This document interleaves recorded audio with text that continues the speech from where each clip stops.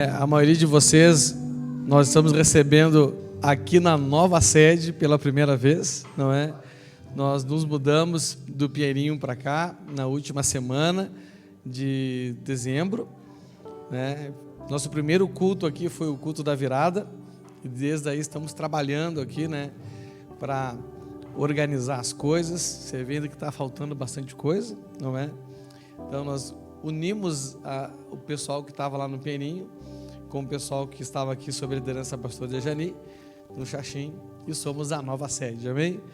Então, em nome da nova sede, queremos lhe dar as boas-vindas, amém? Aleluia! Pode sentar no seu lugar, fique à vontade, aleluia!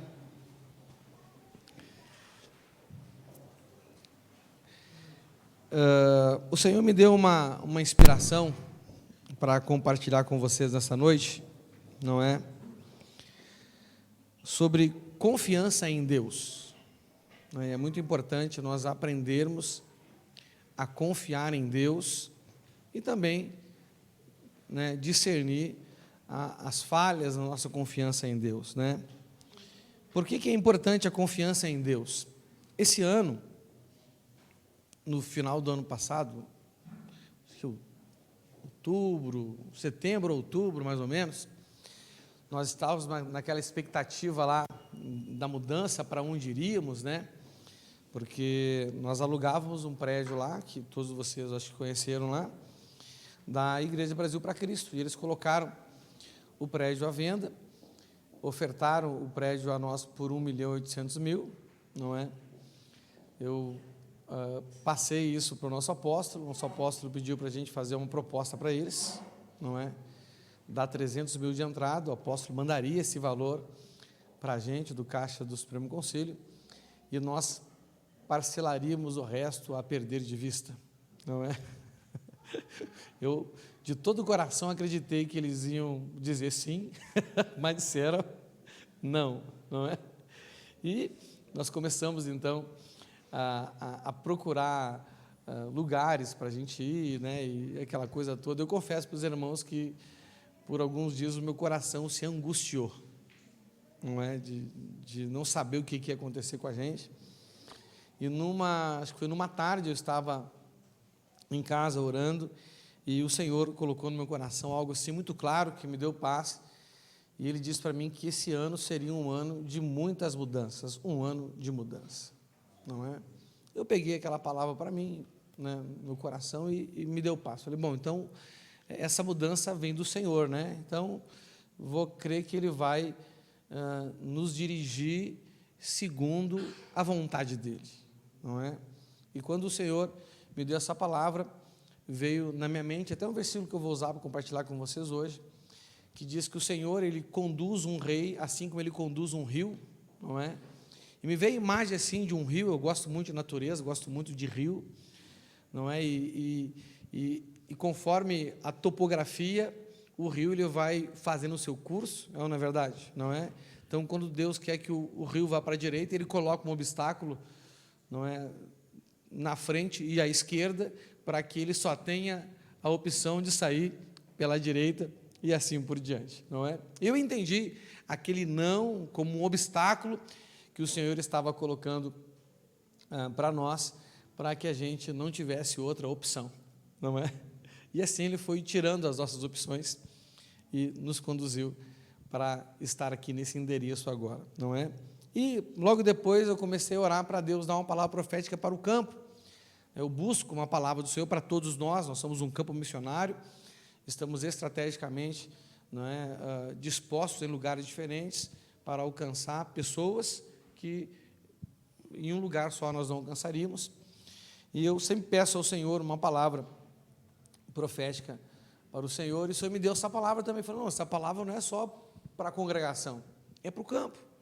Eu me lembro que eu até questionei no meu espírito, na minha consciência, mas, né, quem está passando por mudança é a sede e não o campo, não é? Mas logo também estamos passando por muitas mudanças, não só a mudança de endereço, tantas outras mudanças vieram e estão acontecendo, ainda vão acontecer, né? Hoje ainda conversava com o irmão aqui da sede, sobre uma impressão que Deus colocou no meu coração, não é uma impressão que, né, porque as mudanças, elas colocam medo na gente, às vezes, né, colocam insegurança na gente, né. Então, eu estava conversando sobre essa impressão, que eu não tenho certeza se é de Deus, mas se for de Deus, é mais outra mudança, não é? E logo em dezembro, eu vi que a mudança de verdade não aconteceria somente na sede, não é? Em dezembro, não, em novembro, né, o pastor Gilberto, lá de Mandirituba, junto com a pastora Suelen, num domingo, numa segunda-feira à noite, antes da nossa reunião, que nós temos segunda-feira à noite, nós temos 2 reuniões geralmente por mês com os pastores, eles me procuraram e disseram que, né, eles precisavam voltar para Camboriú, né, o pastor Beto alegou situações pessoais e familiares dele, né, coisas que ele tinha que resolver, também tinha as complicações com o Theo, né, a Rutinha tinha ido para Belém, e eles não tinham quem ajudasse eles a cuidar do Theo, então eles entenderam que aquilo era uma direção de Deus para eles voltar para Camboriú. Então eles voltaram para Camboriú no dia 15 de janeiro, né, empossei o Fábio e a Vanessa lá como pastores da igreja, outra mudança na sede, mas agora em função de uma mudança no campo, não é? Então eu acredito de todo o meu coração que o Senhor ele vai nos conduzir, já está nos conduzido em um ano de mudança. Como pastor dessa congregação aqui, dessa igreja local, eu já tenho vivido essas mudanças, e como superintendente deste campo, também já tenho vivido essas mudanças. Eu não sei exatamente quais as mudanças que estão pela frente, porque quem decide a mudança não sou eu, é o Senhor, não é verdade? Não é? A gente é só o rio, não é? E Ele vai traçando o nosso percurso, não é? E como também sei que virão mudanças na questão do campo, da superintendência, envolvendo as congregações, não sei quais são, não é? Mas a verdade é que se há um tempo que nós precisamos afiar nossa confiança em Deus, é em tempos de mudança, não é verdade? Não é? Por quê? Porque nós não sabemos o que vai acontecer amanhã. As grandes mudanças que vêm de Deus, elas não são fruto de um planejamento. Nós planejamos e as coisas acontecem, não é verdade? A Bíblia diz que embora o homem faça os planos, Deus guia os seus passos. Há caminhos que para os homens parecem bons, mas no final conduzem para a morte. Então sempre vai haver conflitos entre os nossos planos, aquilo que nós queremos que aconteça, e aquilo que o Senhor quer que aconteça. Lembrando que o Senhor não precisa pedir opinião de ninguém, nem conselho para ninguém, nem dar satisfação para ninguém, porque Ele é o soberano. Então eu creio que virão mudanças, não é? Eu já passei mudanças que foram mudanças difíceis para mim, não é? Foi particularmente difícil a mudança de endereço, foi particularmente difícil e preocupante, não é? Quando o pastor Beto e a pastora Suelen me comunicaram a saída deles de Mandirituba, e não sabia quem ia, fiquei preocupado, falei, meu Deus do céu, quem vou mandar para lá? Confesso para vocês que eu fiquei preocupado, mas fui orar, não é? E quando orei, Deus falou quem era, eu fiquei mais preocupado ainda. Oh, Jesus, vê se me dá uma direção que tira a minha preocupação, não é? Eu me livrei de uma preocupação, mas troquei uma preocupação por outra, você está me entendendo? Então eu creio, não é, que virão mudanças, assim como para mim, e para algumas pessoas essas mudanças já vieram, porque tomar decisão é difícil, não é verdade? As mudanças nos conduzem a ter que tomar decisões, não é decisões que nós planejamos, não é decisões que nós queremos, não são decisões que nós gostaríamos, mas são decisões, assim como um rio, não é, que nós acabamos sendo obrigados a tomar. E nessas horas, quando não é uma decisão planejada, quando não é uma decisão que o Senhor já vem preparando o nosso coração ao longo do tempo, Existem coisas que Deus faz assim, que Deus vem preparando o nosso coração ao longo do tempo, mas tem decisões que é quase uma curva de 90 graus, e outras é uma volta em U, não é? Então nós precisamos confiar muito em Deus. Eu não sou uma pessoa que tive um histórico de muitas experiências sobrenaturais com o Senhor. Eu sou um homem de poucas experiências, assim, que eu posso dizer, sobrenaturais. O meu relacionamento com Deus é muito na mente, né? Muito inspiração que vem pelo pensamento, pouco por sensações ou por visões, né? Porque isso está ligado ao dom que Deus me deu. Cada um tem, né, uma forma de se relacionar com Deus, né? Deus, ele tem a sua multiforme graça, né? Ele se manifesta a cada um segundo o coração de cada um, né? Mas eu tive algumas assim, experiências poderosas com Deus, não é? E a maioria delas foram ligadas, estavam relacionadas a momentos de mudanças, aonde o Senhor queria me dar uma experiência para aumentar a minha confiança nele. E exatamente nessas mudanças, eu me lembro, uma das grandes mudanças da minha vida foi quando eu, conversando com o missionário Abraão, meu pai na fé, ele disse que eu teria que sair de Porto Alegre, seria enviado para outro lugar, nós ficaria um tempo em Juiz de Fora, e depois iria para um lugar que eu não sei onde era. Eu me senti que nem Abraão, vá para um lugar que eu te mostrarei. Vai indo, no meio do caminho, ou quando chegar lá, eu te mostro. Então, a verdade é que eu saí da minha casa, da minha terra, do meio da minha parentela, de toda aquela estrutura que para mim gerava uma certa segurança e conforto, não é? Conhecia a cidade, conhecia o mercado de trabalho, se precisasse por acaso voltar para o mercado de trabalho, tinha minha mãe, meu pai, meus irmãos, meus amigos, tio, tia, primo, cachorro, papagaio e tudo mais, não é? E quando eu tive que, não tomei essa decisão, simplesmente aceitei essa decisão, eu me lembro que um dia eu estava angustiado, não é? Tem coisas que me angustiam, são poucas coisas que me angustiam, mas mudanças não planejadas acabam me angustiando. E eu estava orando ao Senhor e lendo a Bíblia. Estava no momento de devocional, eu já tinha feito o meu momento de oração, estava lendo a Bíblia, geralmente eu oro antes, depois leio, e eu me lembro que no meio da leitura me veio assim aquela angústia. Eu estava sentado diante da mesa, né? Eu estava com os cotovelos assim, né? Sentado com os braços apoiados na mesa. Daqui a pouco me veio aquela angústia, eu levantei as mãos, fiquei com os cotovelos apoiados, botei as mãos, apoiei minha testa nas mãos e comecei a orar ao Senhor, e eu senti um vento assim, sabe? Passando assim no meu rosto. Quando eu abri os olhos, a minha Bíblia folheou. E quando a minha Bíblia folheou, abri o Isaías 53, depois a gente vai ler esse texto também, e ali o Senhor falou assim, eu já tinha lido aquele texto muitas vezes, mas aquilo não foi uma leitura para mim, aquilo foi Deus falando comigo, não é? Então, e eu fiquei em paz, porque Ele me garantiu que Ele estava comigo e a minha confiança nele aumentou. Outra vez já foi aqui em Curitiba, não é? Essas foram as duas mais recentes. Isso foi no ano de 2013, final de 2013. A gente estava fazendo uma vigília.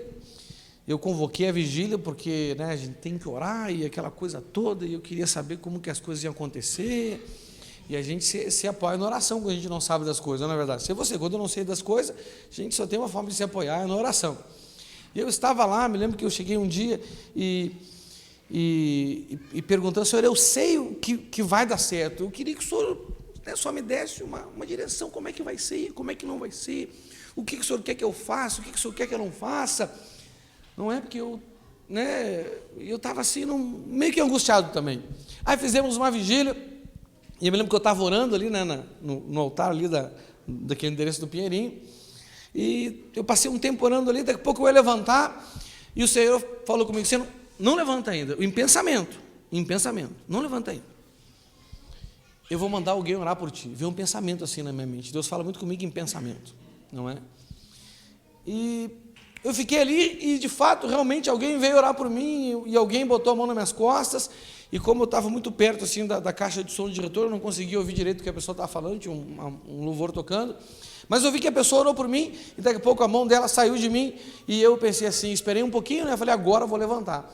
Mas dentro de mim, eu confesso que eu pensei assim, rapaz, isso pode ser coincidência. Alguém me viu aqui, né? Eu, pelo menos, quando eu estou orando e alguém ajoelha aqui no altar, eu tenho vontade de orar por ela. Não sei se é Deus mandando ou minha vontade. Eu acho que às vezes é muito mais minha vontade do que Deus mandando. E eu pensei assim, rapaz, alguém pode ter me visto aqui, não é? E pode ter vindo orar por mim. Eu pensei. Aí quando eu ia levantar de novo, o Espírito Santo trouxe outro pensamento na minha mente, falou comigo em pensamento. Falou assim, ó, deita aí, não levanta, deita aí. E eu me deitei. É um pensamento. E muitas vezes eu fico confuso sabendo se é o meu pensamento ou se é de Deus. Como que eu tenho certeza? Quando eu faço, acontece alguma coisa de Deus. Quando eu faço e não dá nada, foi só pensamento. Você está me entendendo? A gente tem que ir testando, né? Tem horas, tem momentos que eu tenho certeza que é de Deus. Tem momentos que eu tenho dúvida que é de Deus. Tenho uma impressão. Nem sempre eu tenho certeza. Não é? Então, eu me deitei ali naquele lugar e daqui a pouco o mesmo pensamento falou para mim assim, ó, eu vou mandar todo mundo orar por ti aqui, só para te saber que eu estou contigo. E daqui a pouco, meu irmão, todo mundo veio orar por mim. Tem alguém aqui que estava naquela vigília? Aí, ó, todo mundo colocou a mão em mim, não é verdade? Rapaz, todo mundo colocou a mão em mim. Eu levantei depois, meio incredão, perguntei, quem foi que orou por mim? Todo mundo. Rapaz, Deus é violento, meu irmão. Mas Deus não me disse o que ia acontecer, não me disse como, você está me entendendo? Ele só ativou a minha fé para me lembrar que Ele estava comigo e que eu confiar nele é tudo que eu precisava. E, na verdade, confiar em Deus é tudo o que a gente precisa. E hoje... eu já tinha uma palavra para ministrar para vocês aqui, hoje à tarde eu pensando e me veio essa mensagem no meu coração, então eu vou compartilhá-la com vocês. E o tema dessa mensagem é a confiança em Deus, amém? Eu não sei se você particularmente vai passar por grandes mudanças, eu não sei se você na célula, na congregação, no ministério, na família, eu não sei aonde que essas mudanças vão te atingir, e também não sei se você vai passar por uma mudança significativa, mas passando ou não passando, você precisa confiar em Deus, e se passar, aí é que você precisa confiar mesmo, amém? Eu quero ler com vocês então Jeremias 17, do 7 ao 8.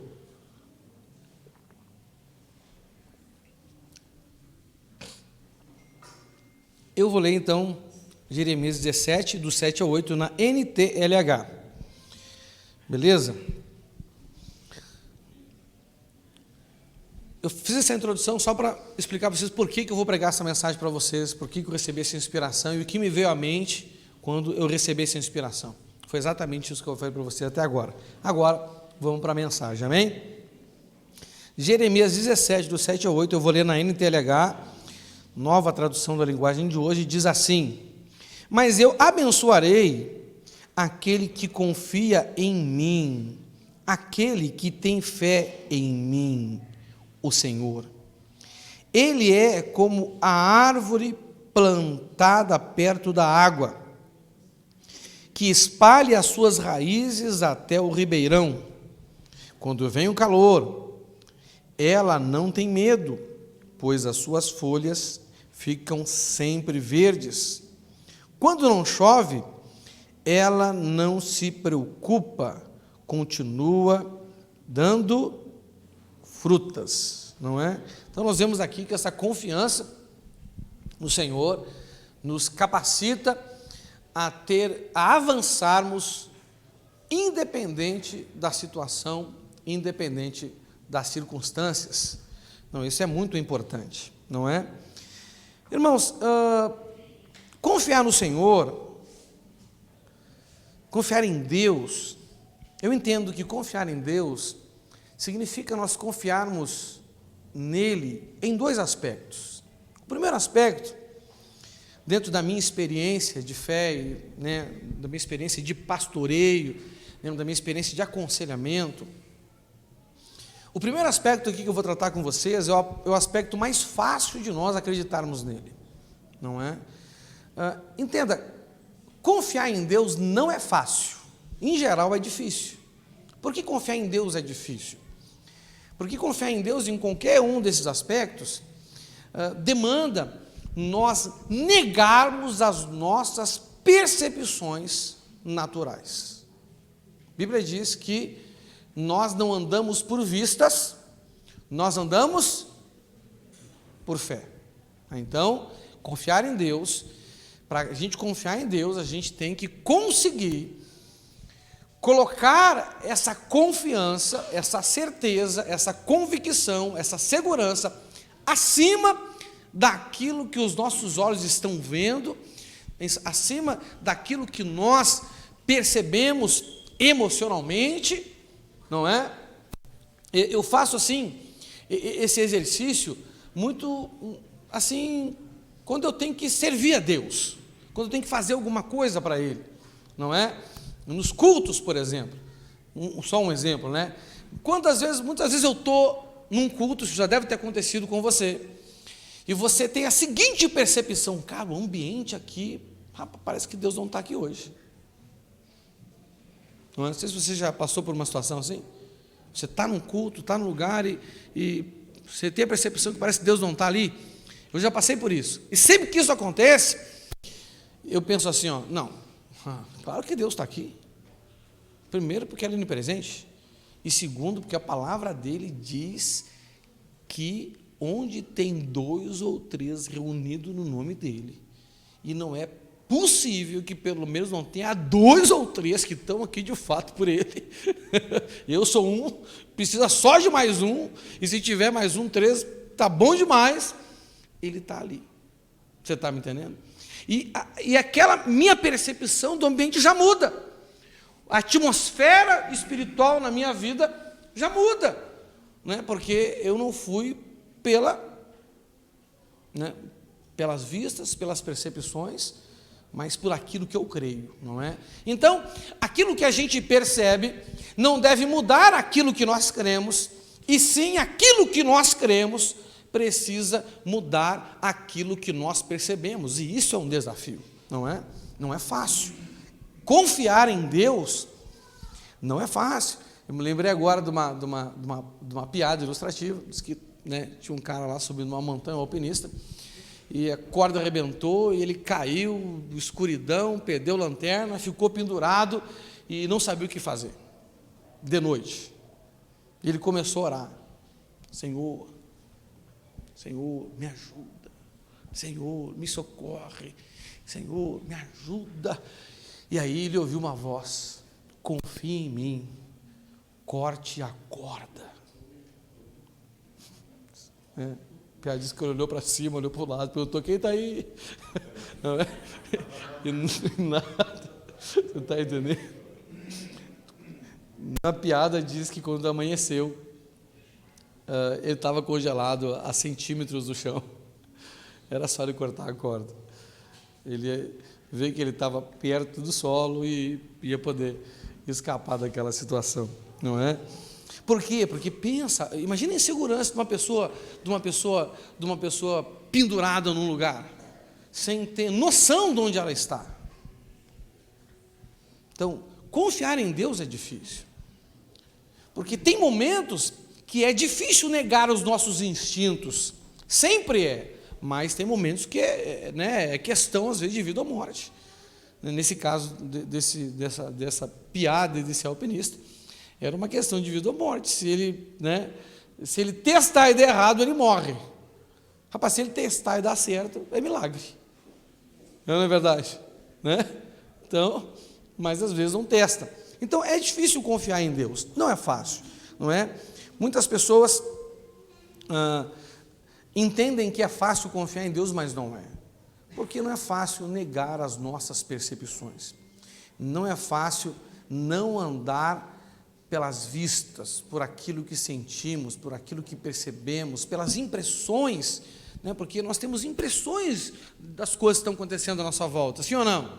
Temos impressões, e é difícil negar essas impressões, para estabelecer o que nós cremos, até que aquilo que nós cremos mude essa impressão que nós estamos sentindo, e mesmo que não hoje, a gente anda por fé e não por vistas, né? Então, confiar em Deus significa confiar nele em dois aspectos. Primeiro aspecto, que, né, tudo é muito difícil, mas que eu considero um pouco mais fácil, pelo menos no meu discernimento, na minha experiência, né? Cada pessoa aí, né, julga conforme o seu discernimento, a sua experiência, e principalmente, não é, pelo Espírito Santo, examina todas as coisas e retém o que é bom, amém?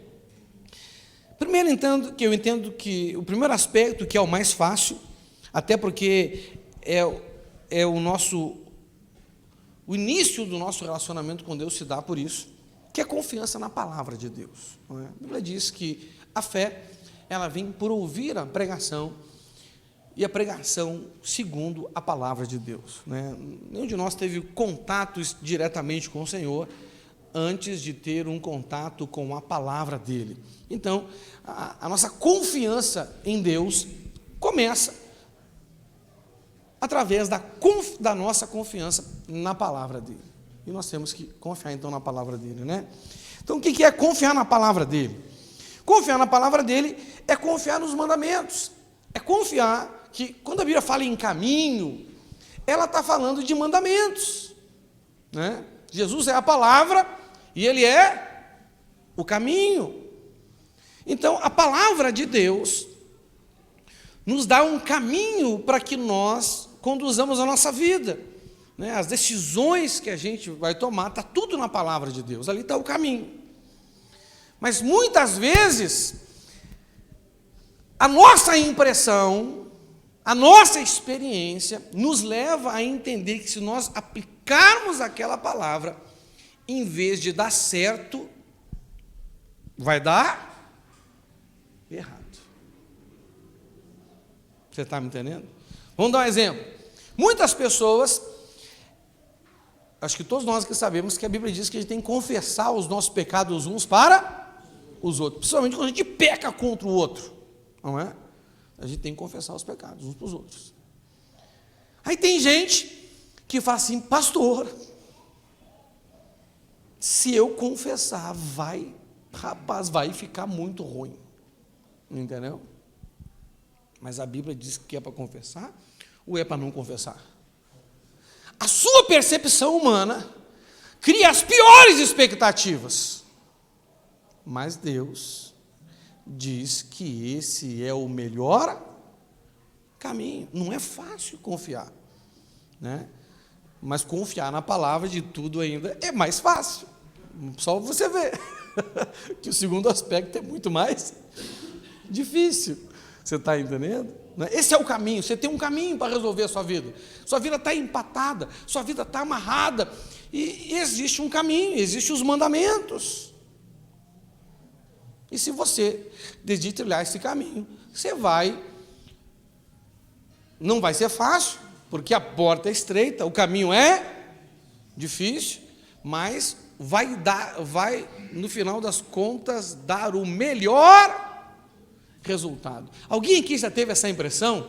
Você foi aconselhado na palavra de Deus, e você tinha que fazer aquele negócio, e você creu que se você fizesse ia dar uma coisa muito ruim, mas você fez e se impressionou que no final deu certo. Alguém já passou por uma experiência assim? Olha aí. E os outros não passaram por experiência, por quê? Ou não levantaram a mão, ou não passaram pela experiência porque não fizeram, não é? Então a gente tem que confiar nos mandamentos dele. A Bíblia diz que os caminhos dele são mais altos que os nossos, assim como o céu está distante da terra. Os caminhos que ele quer que nós andemos são mais altos. A nossa mente não alcança, o nosso discernimento não alcança, a nossa compreensão não alcança, a nossa percepção não alcança, mas a nossa fé pode alcançar. Amém? Aí andamos pela fé. Então, confiar nos mandamentos, confiar nas profecias, não é? Então, existem profecias bíblicas que estão se cumprindo, que já se cumpriram, outras que ainda vão se cumprir. Existem profecias específicas sobre a sua vida. Alguém que recebeu uma profecia? Uma palavra que você sabe que é de Deus, e a gente tem que velar para que elas se cumpram. Você está entendendo? Quando eu saí de Porto Alegre, eu recebi uma profecia do meu irmão biológico, Marquito, né? Deus usa ele assim, quase assim que, muito esporadicamente, Deus usa ele nessas questões de profecias. Eu vi 2 ou 3 vezes, meu irmão, mas até hoje eu nunca vi uma que deu errado. E ele me mandou essa profecia escrita. Eu ali anotei 9 promessas e todas elas estão se cumprindo. Eu fico ali, velando por aquilo. Essa se cumpriu, essa se cumpriu, se cumpriu, se cumpriu, se cumpriu. E tem outras que estão ainda para se cumprir. Amém? São 9, estou na 7ª. Faltam 2 ainda para se cumprir. Mas essas 2 eu creio que tem chão ainda pela frente. Pode ser que venha antes, mas na minha expectativa tem chão ainda pela frente, né? Nós temos também que confiar nas promessas de Deus, não é verdade? Não é? Confiar nas promessas de Deus, como nas profecias, alimenta a nossa esperança. Na hora que as coisas não estão dando certo, na hora que está tudo difícil, como disse lá Abacuque, né, a figueira não está dando fruto, não há alimento nos campos, nem gados nos currais. E como que alguém se alegra? Né? Porque crê, né, nas promessas do Senhor, não está ligado ao tempo presente, está ligado ao tempo futuro. E também confiar nas decisões dele, né? Deus, ele toma decisões, não é verdade? Deus, ele toma decisões sobre as nossas vidas, né? A maioria das decisões que Deus toma sobre as nossas vidas não passam pela nossa escolha. Passam simplesmente, claro, a gente escolhe aceitá-las ou não. Mas Deus não pergunta assim para a gente, eu estou pensando aqui, entendeu? Né? O que você acha disso ou de Deus? Não dá opção para a gente, opções. Ele nos conduz a um determinado caminho e a gente simplesmente diz sim ou não, aceita ou não aceita, recebe ou não recebe. E nós temos então que confiar também naquilo que Deus estabelece na nossa vida. Eu tenho assim, eu particularmente vou compartilhar com vocês algo que é algo particular meu, tá bom? Você tem liberdade de crer diferente. Eu acredito assim que tem escolhas que a gente jamais deveria questionar a Deus, porque tem escolhas que Deus faz para a gente antes da gente ter consciência de poder escolher alguma coisa, né? Escolheu quem seria o meu pai, a minha mãe, escolheu a terra onde eu nasci, a cultura que eu nasci. Teve um tempo que eu até questionei isso de Deus, né? Quando eu comecei a entender os valores do reino e os valores da cultura gaúcha, eu falei assim, cara, rapaz, ser gaúcho está me dando prejuízo agora. Sempre tive orgulho de ser gaúcho, mas como comecei a confrontar a cultura, né, dos gaúchos com a cultura do reino de Deus, falei, rapaz, se eu fosse nordestino ia ser melhor, entendeu? Né? Se eu fosse de outra, ou tivesse outros valores, e para mim ia ser mais fácil. Poxa vida, por que o Senhor me escolheu para ser gaúcho? Mas já perdi o orgulho de ser gaúcho. Ser gaúcho está me dando mais trabalho do que coisa boa na minha vida. Você está entendendo? Mas Deus escolheu isso. E todas essas escolhas fazem parte de um propósito, né? Olha, o meu pai engravidou minha mãe aqui, a minha mãe me gerou aqui até o 8º mês, e na hora de ganhar foi para Porto Alegre, porque o meu pai bairrista não queria que todos os filhos deles fossem gaúchos. Não, tem que nascer no Rio Grande do Sul para ser gaúcho. Você está me entendendo? Mas vai que foi Deus. Eu creio que foi Deus, porque nada acontece por acaso. Eu não descobri ainda por que Deus me fez gaúcho, mas uma hora eu vou ter essa revelação. Então Deus, ele estabelece coisas sobre a nossa vida, nosso sexo, não é verdade? né, o nosso temperamento. Ele escolhe o nosso pai e a nossa mãe, que vai formar o nosso temperamento, né? E aí por diante. Ele escolheu um caminho para a gente nessa terra. Ele escolheu, por exemplo, que eu seria ganho para Jesus nesse ministério, Casa da Bênção. Ele podia ter me ganho na Quadrangular, ele podia ter me ganho na Brasil para Cristo, podia ter me ganho, sei lá, na Batista, na Presbiteriana, na Assembleia de Deus. Minha família toda Assembleia de Deus, pensa. Meus 2 avós pastores da Assembleia de Deus. Rapaz, por que não me ganhou na Assembleia de Deus? Por que não me ganhou logo na Casa da Bênção? Não é? Nem diz o pastor Davi, muitos de vocês conhecem, não basta ser pastor, tem que ser da Casa da Bênção. Você está entendendo? Não é? Fui ganhando esse ministério. Eu não tinha consciência, eu não avaliei, eu não acordei um dia de manhã e pensei assim, olha, eu acho que eu vou entregar minha vida para Jesus, e eu vou avaliar os currículos dos ministérios, para ver qual é o melhor para mim. Não, foram coisas que Deus estabeleceu, além da minha consciência, além da minha capacidade de escolher. Você está me entendendo? Eu confesso para os irmãos, entendeu? Que se eu fosse hoje avaliar, hoje eu vou entregar a vida para Jesus, e hoje eu vou escolher uma igreja que me dê toda a estrutura, talvez eu escolheria outra. Mas isso são coisas que eu tenho que confiar naquilo que Deus estabeleceu, porque, sabe, nada escapa ao controle do Senhor, nada que vem do Senhor é por acaso. Você está me entendendo? Claro que tem coisas que são frutos da nossa escolha, mas tem coisas, não é, que são fruto da escolha de Deus. Outra coisa, por exemplo, eu não acredito que alguém se envia, porque não tem na Bíblia alguém que se envia, não é? Deus usa alguém para enviar alguém. Estou me sentindo pronto, quero ser enviado. Eu não creio nisso, não é?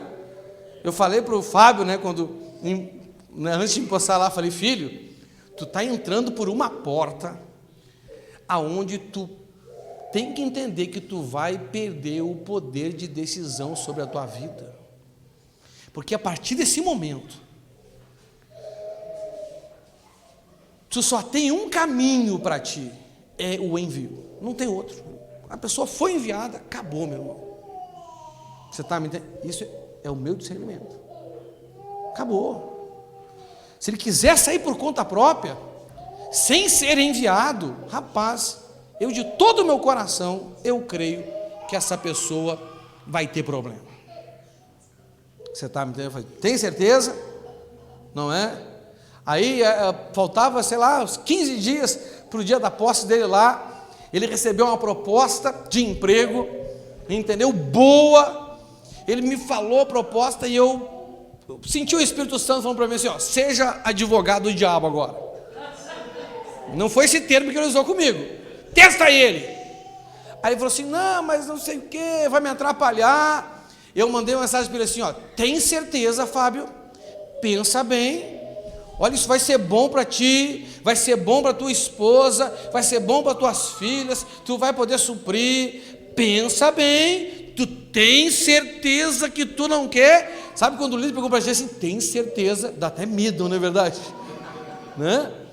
E ele me respondeu assim, eu tenho certeza. Eu falei, glória a Deus, meu irmão, entendeu? Não é? Eu estava em casa, no meu escritório particular, sentado no trono, dei até uma pausa no processo para falar com ele. Você está me entendendo? Dei até um glória a Deus ali, alegre. Eu falei, isso aí tá bom. Você está me entendendo? Mas a minha tendência seria, não, Fábio, isso não é de Deus, Fábio, isso é o diabo, isso é uma proposta, Deus quer que tu viva por propósito. Eu já tenho um discurso pronto já para essas coisas, não precisa nem inspiração, mas eu ia falar isso, o Espírito Santo me travou. Testa ele, porque tem que saber o caminho que ele está entrando, entendeu? Porque virão outras propostas, outras facilidades, não é? Sabe, quem busca facilidade do reino de Deus vai encontrar um caminho mais fácil. A porta é estreita, o caminho é difícil. Vida com Deus não é para quem quer o mais fácil, é para quem quer o melhor, não é? Então as pessoas acham que vão ter uma vida com Deus, vai ficar mais fácil. Elas acham, rapaz, minha vida de solteiro é muito difícil, eu vou casar, vai ficar mais fácil. Ixi! Você está entendendo? Na célula dessa semana lá em casa, eu perguntei para os irmãos, gente, por que alguém casa? A Gislaine inspirada, ela está orando para casar. Ela, sabe, eu vi que os olhinhos dela brilharam, e ela falou assim, ó, as pessoas casam para ter paz. Aí o Maneco, cadê o Maneco? O Maneco estava do meu lado, eu vi que ele se retorceu na cadeira, assim, cara, ele sentiu um incômodo na cadeira, assim, e eu não falei nada, porque eu não aguentei, eu falei, para ter paz. Tá doido, cara. Lugar de paz é no cemitério, é tranquilo, né? Paz vem só de Deus, amém? No mundo tereis aflições, mas nele nós vamos ter paz, nele, e mais ninguém. Nem na igreja a gente vai ter paz, não é? É nele. A igreja a gente não vai ter paz. A igreja dá trabalho para a gente, não é verdade? Sim ou não? A igreja é lugar de se gastar por fora. Nele é o lugar de se renovar por dentro. Você está entendendo? Então, nós temos que crer naquilo que ele estabeleceu, amém? Mas eu quero focar aqui no outro nível de confiança, né? Então, nós confiamos na palavra de Deus, eu elenquei aqui 4 aspectos, tem muito mais, mas eu quero focar hoje com você aqui na confiança no caráter de Deus, não é? Porque dentro dessa minha experiência, de alguns anos de igreja, eu vejo que é nesse aspecto que geralmente as pessoas, né, têm a sua confiança mais fragilizada. Quando a gente não confia no caráter de Deus. Vamos dar um exemplo. Eu sei que Deus é bom, mas será que Ele é bom comigo? Eu sei que Deus ama todas as pessoas, mas será que Ele me ama? Eu sei que Deus tem um plano, um chamado para todo mundo, mas será que Ele tem um chamado para mim? Eu sei que Deus é onipresente e está com todo mundo, e quem é dele, eu ainda tenho o selo do Espírito Santo, mas será que Ele está comigo? Então, eu creio no que Ele é, eu creio que Ele é o que a Bíblia diz que Ele é, mas, às vezes, não creio que Ele é para mim o que a Bíblia diz que Ele é. Você está me entendendo? Uma vez eu conversando com um pastor, amigo meu, a gente estava vivendo uma situação juntos, entendeu? Daqui a pouco esse pastor olhou bravo para mim e falou assim, César, isso acontece contigo porque tu é queridinho de Jesus. Eu falei, nossa Deus, meu irmão. Rapaz, eu fiquei triste por mim e feliz por mim e triste por ele. Por que ele estava dizendo ali? Que Deus me favorecia mais do que favorecia ele. Que Deus facilitava umas coisas para mim que não facilitava para ele. E, cara, esse cara tem um problema em acreditar que Deus é quem Ele é na vida pessoal e particular dele. E é nessa hora que eu vejo que a confiança de muitos é abalada. Talvez não seja o seu caso, mas se for, Deus vai falar contigo. Já está falando aí, em nome de Jesus. Amém? 2 Timóteo 1,12, na interlegada diz assim, né, Paulo estava concluindo um assunto, e ele estava falando de um assunto difícil, de sofrimento, de dificuldades que ele havia passado. E ele fala assim, é por isso que sofro essas coisas. Mas ele conclui o assunto assim, mas eu ainda tenho muita confiança. Rapaz, ele passou, né, se você já leu um pouco da história de Paulo, né, você vê que, cara, a vida dele não foi fácil. Esse homem passou por provações, dificuldades que o sangue de Jesus tem poder, não é? Eu fico assim, eu acho assim, né, quando eu vejo os irmãos orando ou falando, rapaz, eu quero ter o ministério que nem o de Paulo, rapaz, esse cabra ou é corajoso, ou ele não sabe o que ele está pedindo. Você está me entendendo? Meu irmão, a vida de Paulo era tão difícil, tão difícil, tão difícil, que ele entendeu que não tinha mulher na face da terra que ia aguentar o que ele tinha que passar por amor a Cristo. Porque já quando ele converteu no caminho para Damasco, né, o Senhor falou para Ananias, né, quando Ananias estava com medo de ir lá orar por ele, ele falou assim, eu já mostrei para ele o que ele tem que sofrer por mim. Às vezes a gente começa alguém mostrando para a gente quais são os benefícios de uma vida com Deus, mas para Paulo já começou diferente, né? Jesus já mostrou o que ele ia sofrer. Eu acredito que ele abriu mão do direito de ter uma esposa, ele disse que ele abriu mão do direito de levar uma esposa nas viagens com ele. Eu particularmente acredito que ele fez isso em função daquilo que o Senhor já havia mostrado que ele ia sofrer. Ele pensou assim, rapaz, eu imaginando agora que muitas irmãs daquele tempo viam Paulo, o ministério expressivo que ele tinha, e pensavam assim, rapaz, esse é o homem que Deus deu para mim, e elas iam até ele e falavam assim, você não sabe o que você está pedindo, por misericórdia eu não vou casar contigo. Então, por misericórdia, não é a uma pessoa que poderia ser esposa dele, a futuros filhos que ele ia gerar, porque ele não ia casar só para ter uma mulher do lado, né? Ele ia gerar filhos. Rapaz, eu vou botar minha esposa e meus filhos nessa situação, eu prefiro não.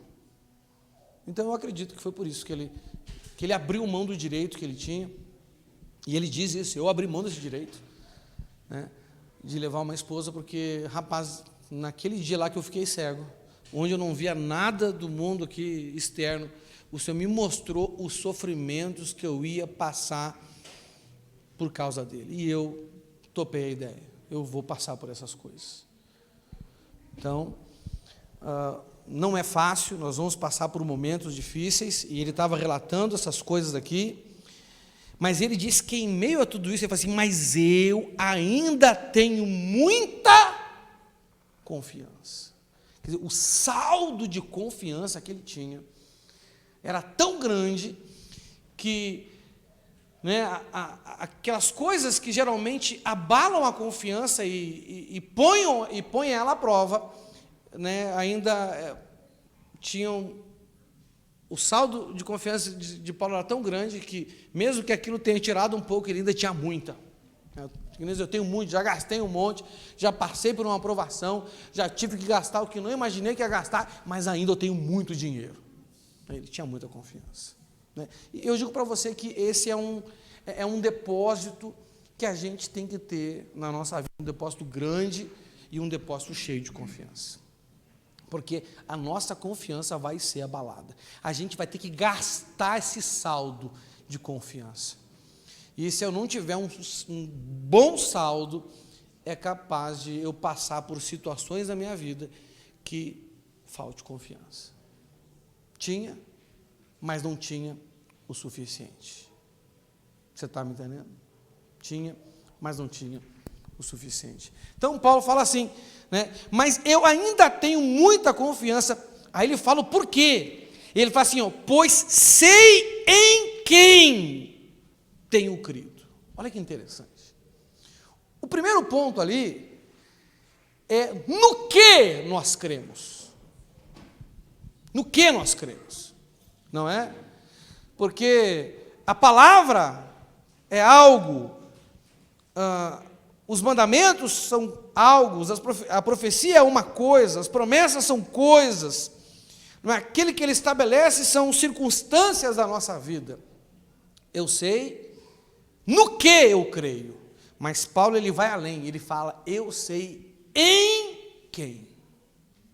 Eu sei que Deus é Deus na minha vida, independente das circunstâncias. Eu acredito, não é, que Paulo, a partir desse discernimento que ele teve, ele nunca mais se sentiu abandonado, desamparado, nunca mais sentiu que Deus não amava ele, que Deus tinha abandonado ele, que ele não tinha chamado, porque as coisas estavam difíceis, que ele estava no lugar errado. Você está me entendendo? Não. Acabou essas crises na vida de Paulo. Acabou essas crises. E nós temos que ter como uma das nossas metas da nossa vida espiritual, nossa vida de fé, é termos uma vida assim, onde essas crises não atacam mais a gente. E líderes, pastores, tem pessoas que passam por essas crises ainda. E eles confiam na palavra, eles sabem, eles lêem Bíblia, eles sabem no que eles creem. Mas o apóstolo Paulo diz que ele tinha um saldo de confiança, que independente da situação que ele passava, sobrava ainda muito.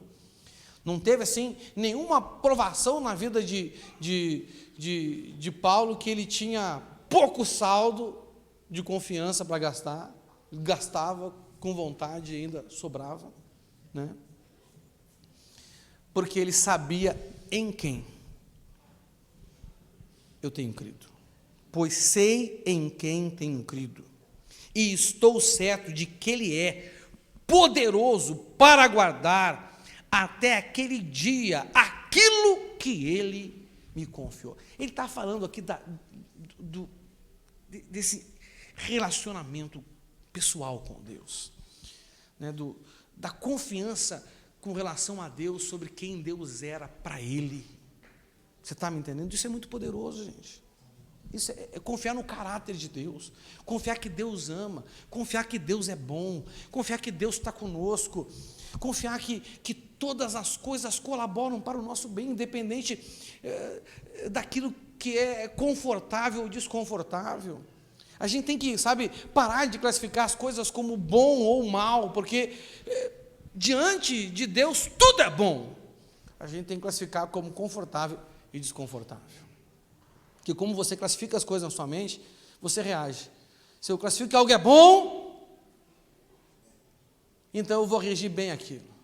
Se eu classifico que algo é mal, eu vou reagir mal àquilo. Mas a Bíblia diz que todas as coisas colaboram juntas para o bem daqueles que amam a Deus. A questão é se você ama Ele.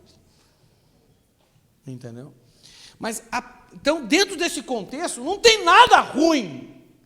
Não tem nada mal, tudo é bom, todas as coisas colaboram, nada me atrapalha.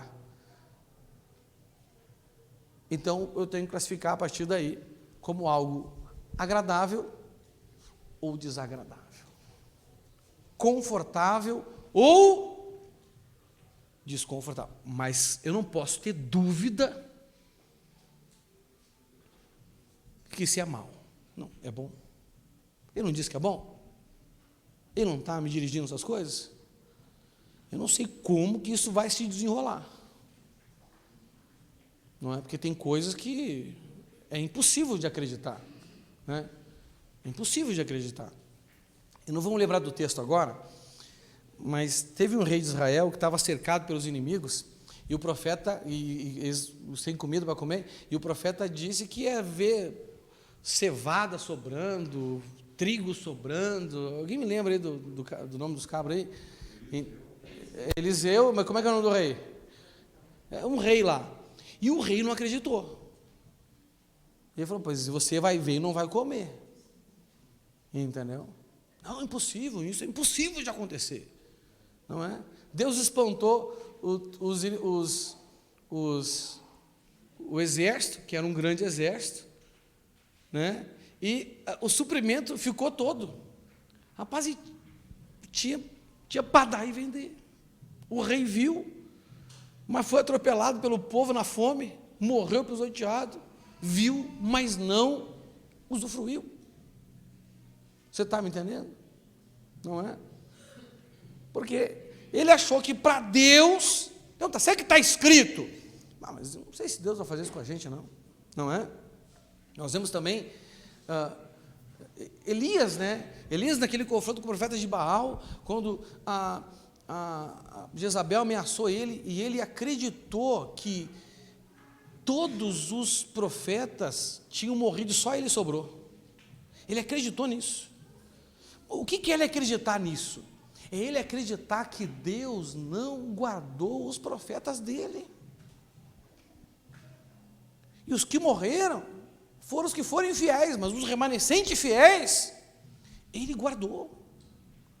E aquela falta de crença no caráter de Deus, mesmo ele tendo experiências poderosas e fabulosas com o Senhor e conhecendo a Escritura, não o livrou da depressão, não o livrou da angústia, porque Deus não fez. Rapaz, eu sei que Deus é capaz, mas Ele não fez. Rapaz, isso dá uma angústia, não é? Quantas coisas você sabe que Ele é capaz e você acha que Ele não fez? E é porque você acha que Ele não fez, você reage de uma forma errada, e aí não acontece mesmo, porque você jogou fora com as suas próprias mãos.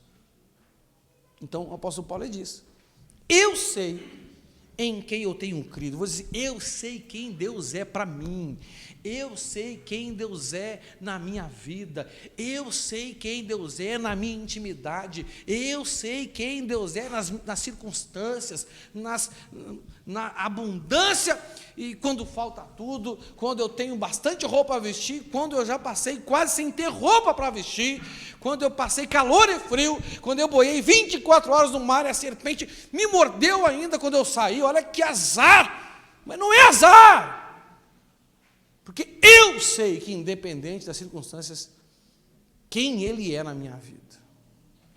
Rapaz, em nada abalava esse cara, porque ele tinha uma confiança no caráter de Deus.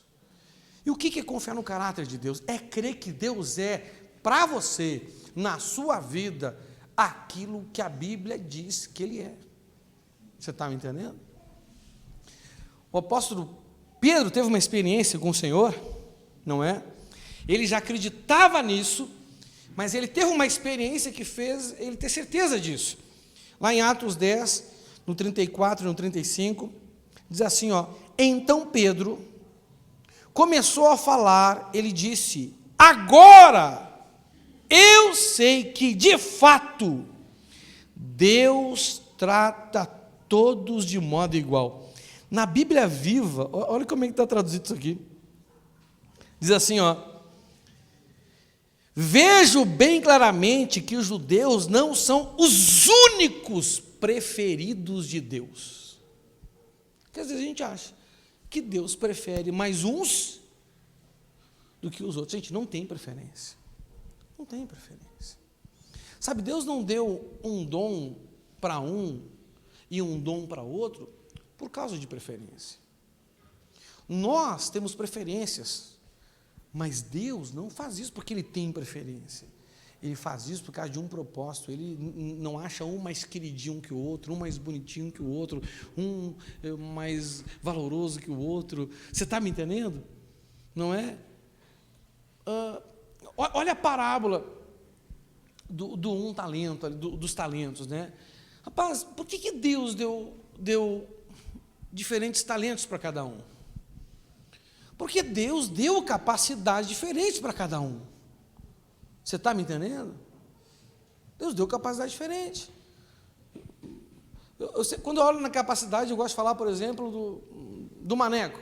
Rapaz, o maneco prega, o maneco canta, o maneco toca, o maneco profetiza, tem visão, só não veio rodopiar ainda. Entendeu? Esse dia ele veio conversar comigo e eu discerni um dom na vida dele que ele tem que desenvolver. Depois que eu conversei com ele, eu falei assim: rapaz, mais um, pensei dentro de mim, mais um, Jesus, para esse guri. Mas Deus não dá, Deus dá dom, Deus dá os recursos segundo a capacidade. Mas Deus não dá capacidade porque Ele prefere um e prefere outro não, porque Ele tem uma função específica. A função que Ele tem para o maneco, Ele precisa de mais capacidade. A função que Ele tem para mim, eu preciso de menos capacidade, então Ele dá segundo Ele quer, não por preferência, não por favoritismo, não por privilégio, não! Como diz aqui, né, os judeus não são os únicos preferidos, ou seja, todos são preferidos do Senhor. Né? Deus não faz acepção de pessoas.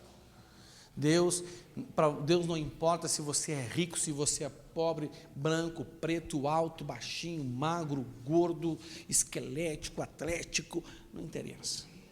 Se a sua saúde é forte, se é mais frágil, não interessa. Se você é introvertido, extrovertido, não interessa. Se você é carismático ou não carismático, não interessa. Você está me entendendo? O que importa é você confiar que Ele é com você, quem Ele é para todo mundo. Não importa as circunstâncias, isso vai dar uma segurança em você. Olha só, olha a experiência de Moisés, quando Deus fica bravo com o povo, fala assim, eu não vou com esse povo não, vai você, eu vou mandar um anjo na frente, eu garanto a promessa. Quem sabe no que crê somente, aceitaria essa proposta. Mas quem sabe em quem crê? E Moisés sabia também em quem ele cria. Não aceita essa proposta. Abre mão de promessa, abre mão de qualquer coisa, pela presença de Deus. Porque é ela que nos dá a segurança. Sabe, não é a promessa que te dá a segurança. Eu creio na promessa porque eu sei em quem eu creio. Eu sei que Deus não é homem para que minta, nem filho do homem para que se arrependa. Eu sei que se Ele diz, Ele vai fazer. Tenho essa certeza, tenho essa convicção. Não é? E aí, gente, nós vamos evitar crises na vida da gente, não é verdade? Crises. Não é? Isso a gente consegue, assim, descansar no Senhor. Não é? E diz assim, ó, em cada nação Ele tem aqueles que o adoram, praticam boas obras e são aceitáveis a Ele. Na tradução, na Interlegal, fala assim, ó, pois Ele aceita todos os que o temem e fazem o que é direito, seja qual for a sua raça. A questão nunca é Deus, a questão pode ser nós. Eu temo o Senhor, não é? Sabe, quando as coisas não estão acontecendo, não questiona o caráter de Deus, questiona o seu caráter, porque Deus não muda, nele não há sombra de variação. Ele é Deus para mim, para você, não é? Deus é Deus até do diabo. Qual o problema do diabo? É o caráter dele, não é verdade? É. E além disso é que ele já está condenado, nós não. Ele já foi julgado. O veredito dele está dado, o destino dele está selado. O nosso ainda está em aberto. Amém? Então isso é importante nós entendermos. Então, glória a Deus aí. Glória a Deus. Então, confiar em Deus, confiar que Deus é para você o que Ele diz que é, confiar que Ele te ama, confiar que Ele não te rejeita, nem te abandona, que Ele está sempre com você, não é? Isaías 43, foi esse texto que abriu aquele dia do meu testemunho que eu dei para vocês aqui, da primeira experiência que eu contei. Eu estava ali, achei assim, senti um vento, eu vi a folha abrir da minha Bíblia, e ela parou exatamente aqui. O Senhor me conduziu a ler 43, né, e eu coloquei o meu nome aqui nesse texto. Mas agora, povo de Israel, o Senhor Deus que o criou, olha só, meu irmão, isso aqui é importante, saber que foi Deus que te fez, foi Deus que te criou, independente das circunstâncias que você passou na sua vida. Gente, quem é que te criou? É Deus. Você não é um acidente, você não veio no mundo por acaso. Quem que te criou? Deus. Né? Diz, não tenha medo, pois eu o salvarei, eu o chamei pelo seu nome, você é meu. Irmãos, uma das coisas que eu gosto de falar para o Senhor é uma resposta a essa mensagem aqui, essa palavra aqui. A partir desse dia, eu comecei a orar e em vários momentos que eu estou orando, não é toda vez, mas muitas vezes quando eu oro, eu falo assim, Senhor, eu sou teu, porque eu me lembro que Ele diz para mim que eu sou dele. Eu reafirmo que eu sou dele, que eu sou dele. Você é de quem? De quem você é? Mas você sabe que é dele, mas você não é, consegue crer ao ponto dessa fé mudar o que você sente, mudar o que as circunstâncias querem que você sinta, você é dele. Dá glória a Deus aí. Você é meu. Quando você atravessar águas profundas, eu estarei ao seu lado. Não é? Tipo assim, Senhor, quando eu passar por dificuldade, qual o mandamento que eu obedeço? Qual o princípio que eu coloco em prática? Não, filho. Não se preocupa com isso. Confie que Ele está com você.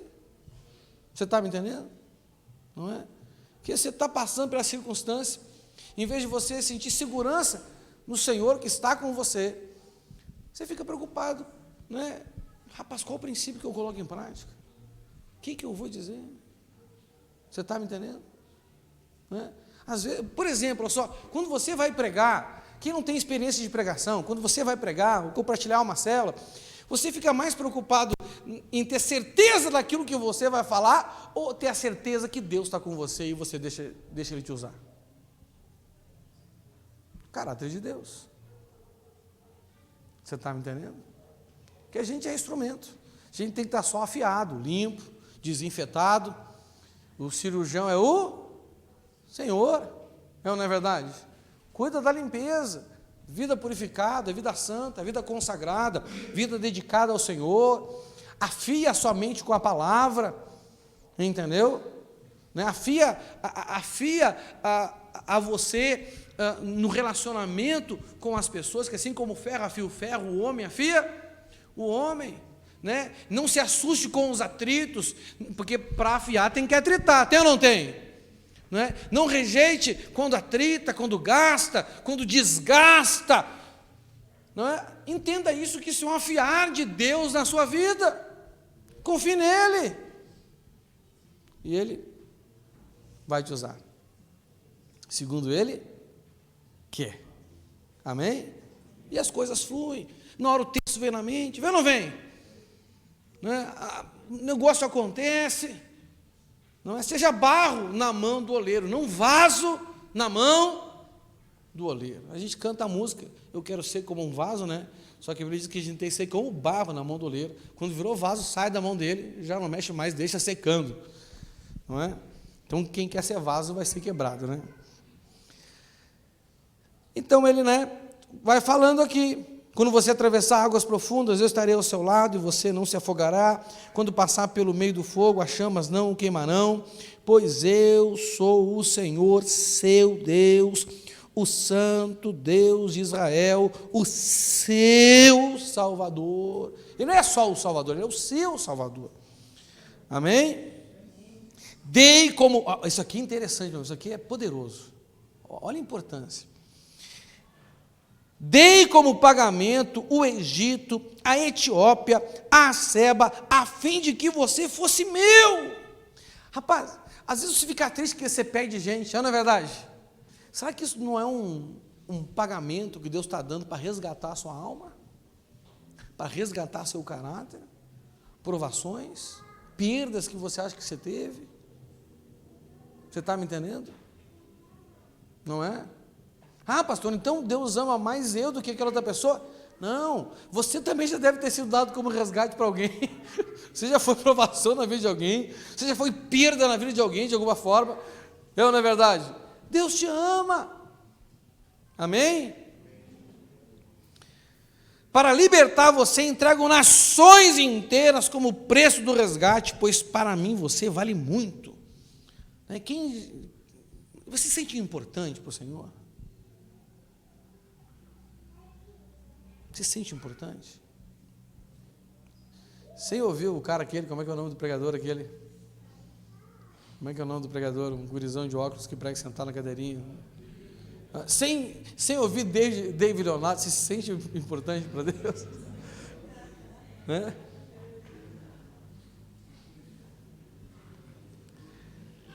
Pois para mim você vale muito, você é o povo que eu amo, um povo que merece muita honra. Às vezes, gente, eu vejo gente, falo assim para Deus, pastor, Eu não mereço.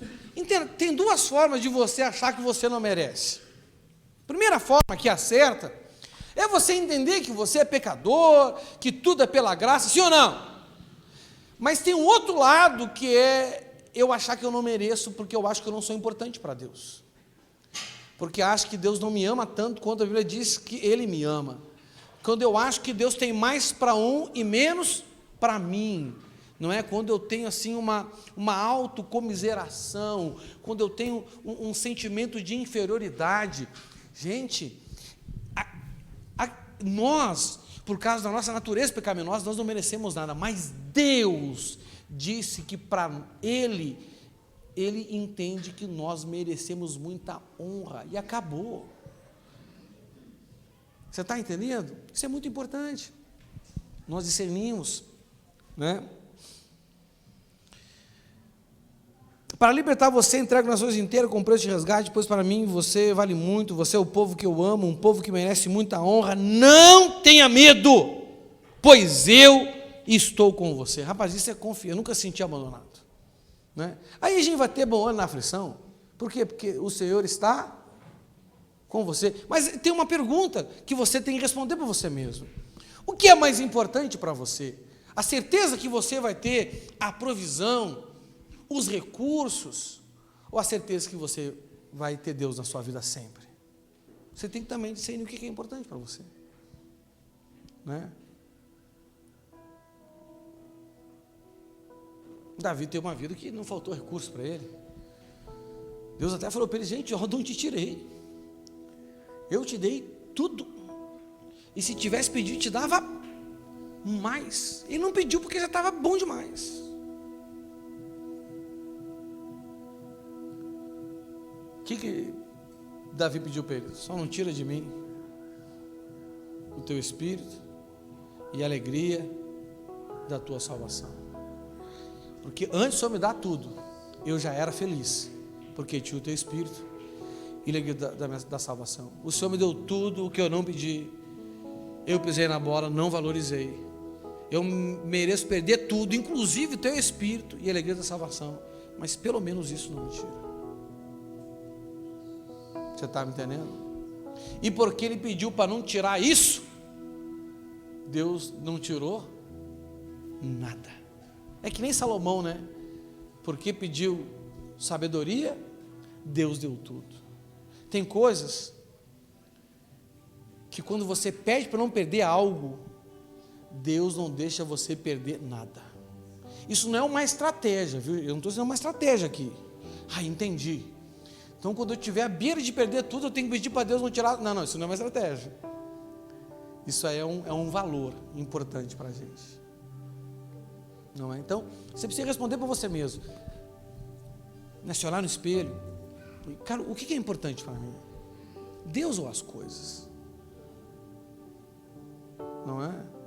O Deus que está comigo ou o Deus da provisão? O que é importante para você? Você tem que responder isso, né? Porque senão o seu saldo de confiança não vai pagar as dificuldades, as provações e as mudanças repentinas que ele vai gerar. Não vai passar e vai dar saldo suficiente. Você vai digitar a senha. Qual é a senha? Em nome de Jesus, e vai dar negado. Qual é a senha? Em nome de Jesus. Não tem saldo suficiente. Confiança não pode te faltar. Amém? Quando confiamos em Deus, nós confiamos nas pessoas por causa de Deus e não em Deus por causa das pessoas. E tem uma diferença muito grande, não é? Porque geralmente as pessoas confiam em Deus por causa do caráter das pessoas. E aí quando elas falham, todo mundo falha. Não há um ser humano na vida que não falha. Ela se frustra com a igreja e com Deus. Não é verdade? Então quando eu confio em Deus, eu vou confiar nas pessoas por causa de Deus. Porque se Deus confia em pessoas que vão errar, em pessoas, sabe, que vão, assim, falhar com a gente. Por causa de Deus eu vou confiar nelas também, sabendo que elas vão errar, sabendo que elas vão falhar.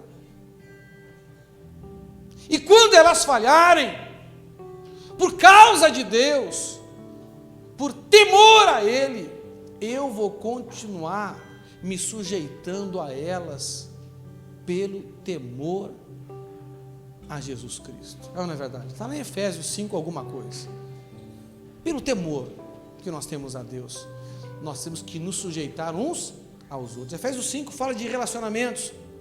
Começa pelo marido e pela mulher, começa e depois vai por os pais e os filhos, autoridades, senhores e escravos. Mas antes de estabelecer as regras desse relacionamento, ele nos dá um pano de fundo e diz: vocês têm que sujeitar uns aos outros por temor a Cristo. Não é?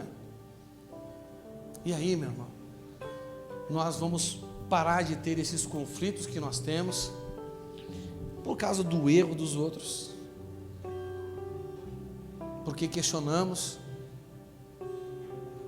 a Deus, questionamos a igreja, questionamos o ministério, questionamos o nosso chamado, perdemos a esperança, perdemos o bom ânimo, porque alguém falhou com a gente, e alguém sempre vai falhar com você. Ah, pastor, nunca ninguém falhou comigo, então eu quero que você fique 15 dias andando comigo, tenho certeza que eu vou falhar com você. Eu não preciso nem 15, não é? Talvez eu te surpreenda e no primeiro dia, no primeiro dia eu já dou aquela falhada de estreia, aquela falhada de boas-vindas. Você está entendendo?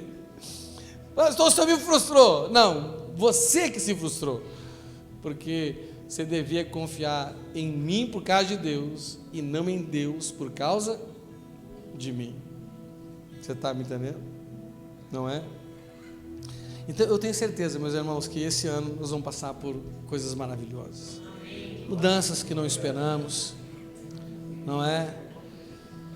Essas mudanças vão gerar impactos na vida da gente, nós não sabemos quais serão, mas confie nele. Além de se preocupar com o princípio, com a palavra, com o discernimento, com a revelação, claro que isso é importante, mas isso é fruto. Você só vai ter paz, você só vai ter equilíbrio para conseguir discernir o que o Espírito quer em cada momento, se a confiança nele te manter seguro, se a confiança nele impedir que você se frustre, desanime, se abale, sabe, se constranja, que o seu coração se turbe. Na hora que Jesus disse: não se turbe o vosso coração, nós não podemos deixar nosso coração ficar turvo, ficar sujo, não é? Ficar, sabe, nublado. Ai, pastor, aconteceu tanta coisa na minha vida que eu não sei mais se eu quero, se eu não quero, se eu tenho, se eu não tenho, se eu faço, se eu não faço, se eu ganho, se eu perco, se eu fico, se eu vou, se dá ou desce, né? Você está me entendendo? Não, meu irmão, não se turbe o vosso coração, saiba em quem você crê e saiba que Ele é poderoso para fazer infinitamente mais do que você possa pedir ou imaginar. Ele vai guardar você, vai guardar o seu dom, vai guardar o seu chamado, vai guardar o serviço, o ministério que Ele te deu. Só sinta-se seguro nele. Amém? Vamos ficar de pé, feche seus olhos. Enquanto está com essa canção, ora a Deus. Se você tem falhado em confiar no caráter dele, peça perdão para o Senhor hoje. Ele quer redimir a sua fé, Ele quer remir a sua confiança, remir a sua fé. Ore ao Senhor nesta noite. Obrigado, Senhor. Obrigado, Espírito Santo. Oh, aleluia, aleluia, aleluia.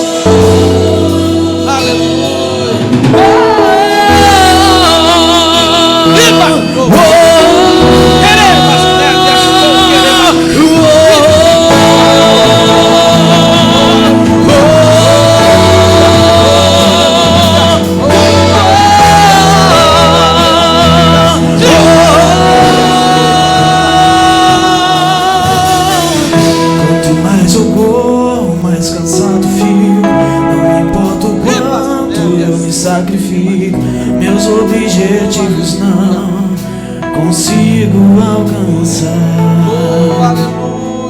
Já trilhei em todos os caminhos, já gritei por todos, mas fiquei sozinho. Sinto minhas forças se esgotar, vem me ajudar. Tenho ouvido falar das tuas maravilhas, que tens poder pra salvar.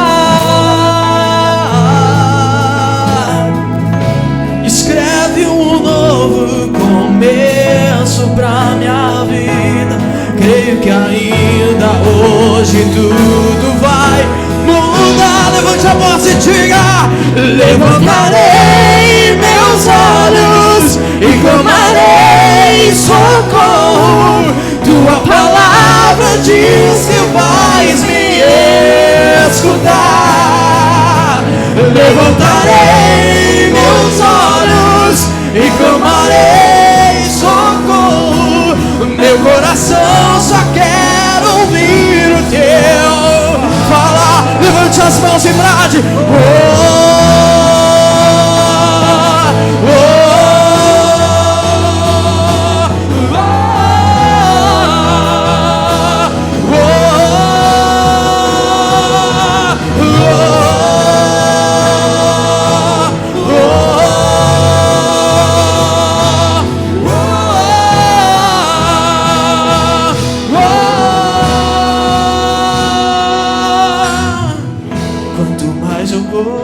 mais cansado fico, não importa o quanto eu me sacrifico, meus objetivos não consigo alcançar.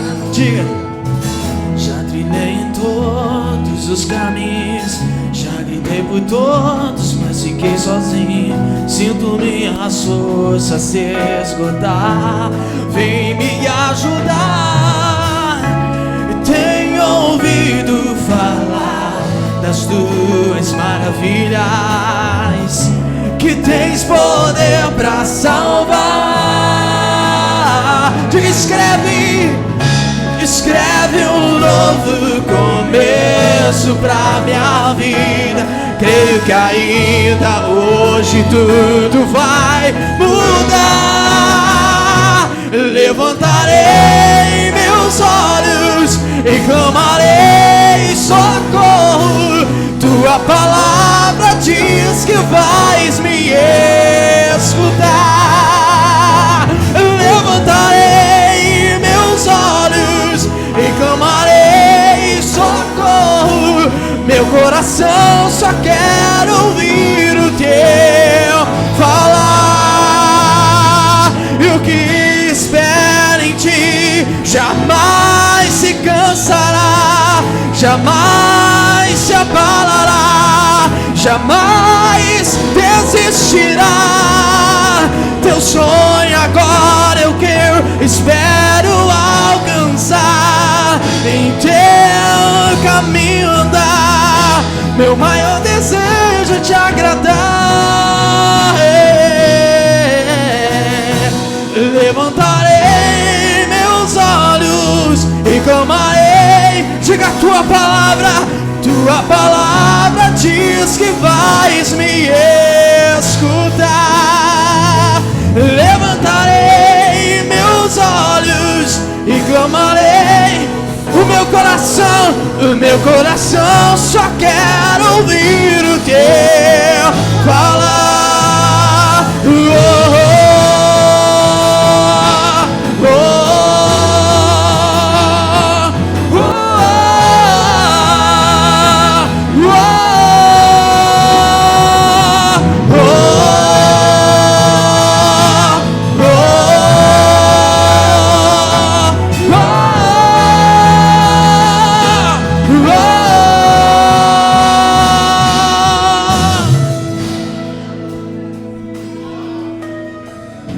Aleluia, Senhor. Obrigado, Senhor, por essa direção de confiança. Ajuda no Senhor, a confiar no Senhor, a confiar, a crer, acima de tudo, que o Senhor é para nós aquilo que a Tua palavra diz que o Senhor é para todos, porque o Senhor não tem preferidos, o Senhor não faz acepção de pessoas, o Senhor é Criador e Pai de todos. Por isso ajuda no Senhor em todo o tempo, mas principalmente nos momentos difíceis, aonde, Senhor, a nossa natureza humana nos conduz a uma percepção que contraria esta tremenda verdade que aprendemos hoje, Pai. Senhor, é o que nós te pedimos, em nome de Jesus Cristo, amém, aleluia. Dê uma forte salva de palmas ao Senhor. Aleluia.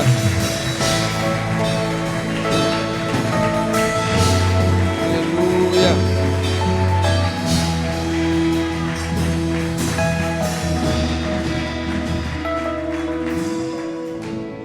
Glória a Deus, amém, irmãos? Ainda de pé, vamos então celebrar a nossa primeira Santa Ceia do Campo hoje, amém? Com os pastores, com os irmãos que estão aqui, com os líderes, aleluia. A partir de março começamos a nossa agenda cheia, não é? Tem muito trabalho pela frente, amém? Tem muito trabalho pela frente e ainda vamos ter com certeza muitas mudanças que darão ainda mais trabalho, porque mudança dá trabalho, mudar dá trabalho, não é verdade? Amém? Vamos ler a instrução e depois vamos consagrar o cálice e o pão. E logo depois você vai estar recebendo o cálice e o pão, amém? 1 Coríntios 11, 23 ao 32, diz assim: porque eu recebi do Senhor este ensinamento que passei para vocês, que o Senhor Jesus, na noite em que foi traído, pegou o pão e deu graças a Deus, depois partiu o pão e disse: isto é o meu corpo que é entregue em favor de vocês, façam isto em memória de mim. Assim também, depois do jantar, ele pegou o cálice e disse: este cálice é a nova aliança feita por Deus com o seu povo, aliança que é garantida pelo meu sangue. Cada vez que vocês beberem deste cálice, façam isso em memória de mim. De maneira que, cada vez que vocês comem deste pão e bebem deste cálice, estão anunciando a morte do Senhor até que ele venha. Por isso, aquele que comer do pão do Senhor ou beber do seu cálice, de modo que ofenda a honra do Senhor, estará pecando contra o corpo e o sangue do Senhor. Portanto, que cada um examine a sua consciência e então coma do pão e beba do cálice. Pois a pessoa que comer do pão ou beber do cálice sem reconhecer que se trata do corpo do Senhor, estará sendo julgada ao comer e beber para o seu próprio castigo. É por isso que muitos de vocês estão doentes e fracos, e alguns já morreram. Se examinássemos primeiro a nossa consciência, nós não seríamos julgados pelo Senhor, mas somos julgados e castigados pelo Senhor, para não sermos condenados junto com o mundo. Amém, gente? Vamos orar, consagrar o pão e o cálice. Senhor meu Deus, Pai querido, nós apresentamos este pão ao Senhor e o consagramos como símbolo do teu corpo, e também apresentamos este cálice com o suco da uva ao Senhor e o consagramos como símbolo do teu sangue, Pai, porque hoje, reunidos aqui como campo missionário, nós, em memória do Senhor, queremos comer do pão e beber do cálice, Senhor, representando, Senhor, a renovação da nossa aliança com o Senhor, representando, Senhor, que nos lembramos do propósito pelo qual o Senhor morreu e ressuscitou e voltará. Senhor, nos capacita a cumprir esse propósito, a trilhar esse caminho de mandamentos, fazendo discípulos, Senhor, é o que nós te pedimos, em nome de Jesus Cristo. Pode sentar e receba do pão que foi partido por você e do cálice da nova aliança no sangue do Senhor.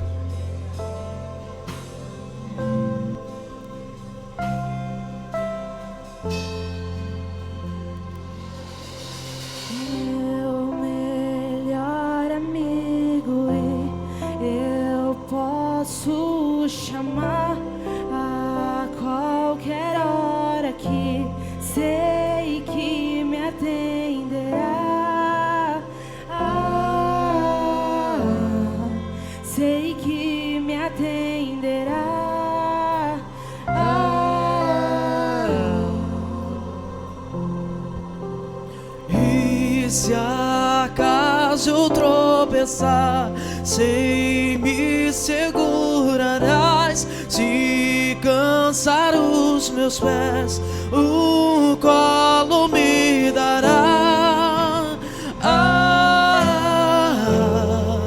E me carregarás.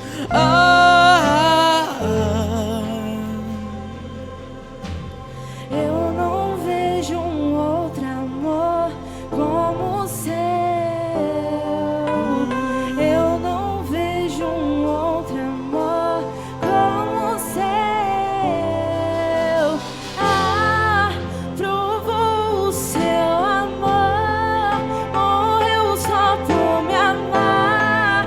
Eu era o errado, mas tomou o meu lugar.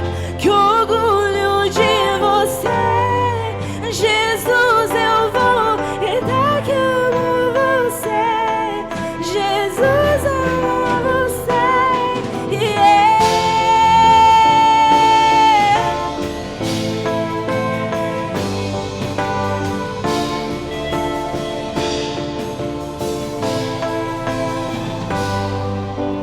E se acaso tropeçar, sei me segurará. Se cansar os meus pés, um colo me dará. E me carregará.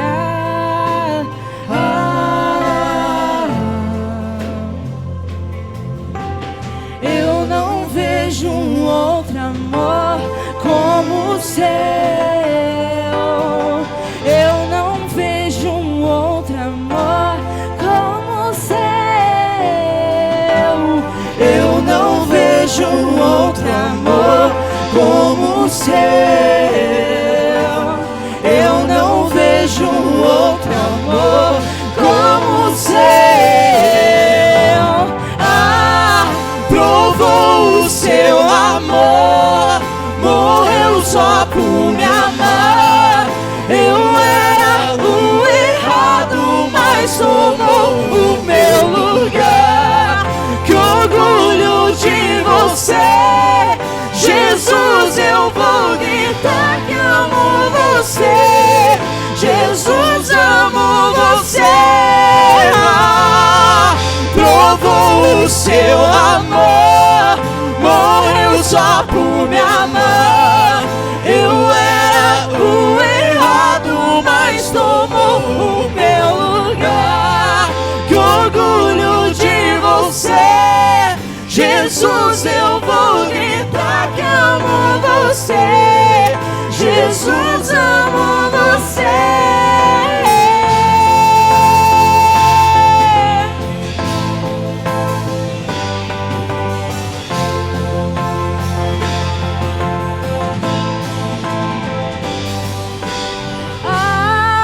Provou o seu amor, morreu só por me amar. Eu era o errado, mas tomou o meu lugar. Que orgulho de você, Jesus, eu vou gritar que amo você. Jesus, amo você. Provou o seu amor, morreu só por me amar. Eu era o errado, mas tomou o meu lugar. Que orgulho de você, Jesus, eu vou gritar que amo você. Jesus, amo você. Provou o seu amor, morreu só por me amar. Eu era o errado, mas tomou o meu lugar. Que orgulho de você, Jesus, eu vou gritar que amo você. Jesus, amo você.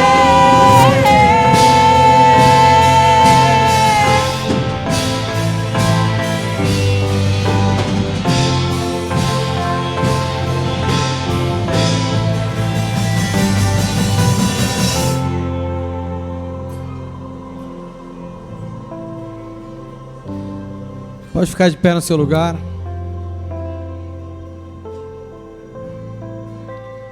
Na noite em que o nosso Senhor Jesus foi traído, Ele pegou o pão, deu graças, Ele partiu o pão e disse: este é o meu corpo que é partido por vós.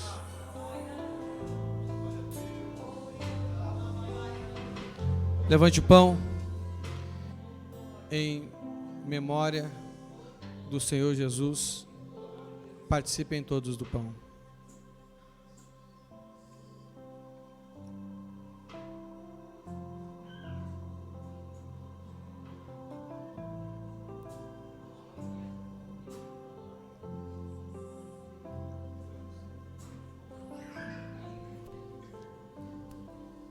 Levante o cálice. Logo após haver ceado, o nosso Senhor Jesus pegou o cálice, também deu graças ao Senhor. Ele disse: este cálice é o cálice da nova aliança que Deus faz com o seu povo, a aliança garantida pelo meu sangue. Bebam dele todas as vezes que o beberem, em memória de mim. Lembrando da aliança que temos com o Senhor e lembrando, porque era um só cálice naquele dia, da aliança que temos uns com os outros. Amém? Nós somos o corpo de Cristo. Aleluia. Antes de ser denominação, antes de ser campo, antes de ser congregação, antes de ser célula, antes de ser ministério, antes de tudo isso, nós somos o corpo dele. Amém? Em memória dele, participe do cálice.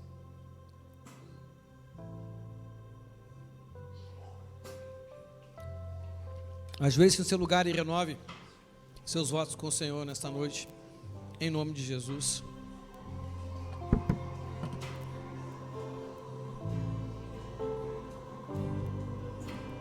Eu não vejo um outro amor como o seu. Eu não vejo um outro amor como o seu. Eu não vejo um outro amor como o seu. Eu não vejo um outro amor como o seu. Provou o seu amor, morreu só por me amar. Eu era o errado, mas tomou o meu lugar. Que orgulho de você, Jesus, eu vou gritar que amo você. Jesus, amo você. Provou o seu amor, morreu só por me amar. Eu era o errado, mas tomou o meu lugar. Que orgulho de você, Jesus, eu vou gritar que amo você. Jesus, amo você. Provou o seu amor, morreu só por me amar. Eu era o errado, mas tomou o meu lugar. Que orgulho de você, Jesus, eu vou gritar que amo você. Jesus, amo você.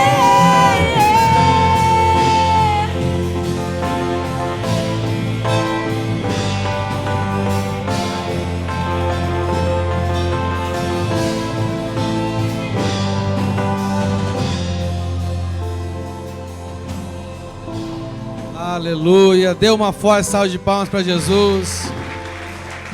Aleluia. Glória a Deus.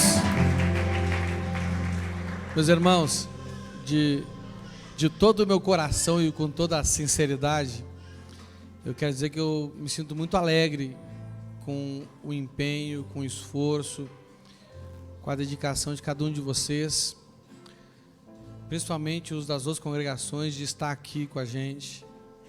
Isso é muito importante para mim. Assim como para você que é líder de célula, líder de ministério, é importante que as pessoas estejam lá com você, não é? Você, pastor, que é importante que os membros da congregação estejam com você. Para mim, como líder desse campo, pela graça e pela misericórdia de Deus, para mim também é importante você estar aqui. Isso é muito importante para a gente. Eu agradeço pelo empenho, pelo esforço de vocês. Eu sei quem vem de longe, lá de Tamandaré, lá de Colombo, lá de Mandirituba, não é? Aqui também da Santa Quitéria, Santa Felicidade, aqui do Xaxim, ali do Pinheirinho, lá do Osternac, do Capão Raso, do SIC, do Novo Mundo, do Portão, não é? Agora eu virei Samambaia, porque a igreja no Xaxim, eu também estou morando no Xaxim aqui. Né? E lá no Rio Grande do Sul, a planta que a gente planta no Xaxim é Samambaia. Então, se está no Xaxim, é Samambaia, né? Eu me alegro muito. Isso é muito importante para mim. Amém? E eu creio que Deus se alegra também. Amém? Obrigado pela presença de vocês. Que o Senhor abençoe vocês poderosamente em nome de Jesus. E que você possa buscar aumentar sua confiança em Deus. Aumente esse saldo. Amém? A fonte é inesgotável. Você pode ter cada vez mais confiança para que o seu saldo seja sempre superabundante. Amém? E que esse ano essa palavra seja uma palavra de apoio para você. Não a palavra, mas que a confiança no Senhor seja o que te sustentará em momentos onde nada mais, nem conhecimento, nem ser humano, nem razão, nem sentimento, nem nada vai te sustentar, mas que a confiança nele te sustente e que você possa olhar para os montes, porque é de lá que vem o seu socorro. O seu socorro, ele vem do Senhor. Amém? Oremos. Pai, mais uma vez nós agradecemos ao Senhor por este momento, Pai. Senhor, como é bom estarmos aqui com os irmãos. Como é bom, Senhor, na responsabilidade que o Senhor me deu, poder ver esses irmãos aqui, Senhor. Obrigado, Senhor, que o Senhor venha abençoá-los, que o Senhor venha recompensá-los, que o Senhor venha, Senhor, conduzi-los a um caminho de crescimento e a um caminho de vitória, Pai. E que eles possam, Senhor, ter a alegria que o Senhor está me dando neste dia, Senhor, em muitos outros momentos da vida deles, Pai. Que sejam incontáveis esses momentos, Pai. É o que eu te peço em nome de Jesus. Amém. Dê mais uma forte salva.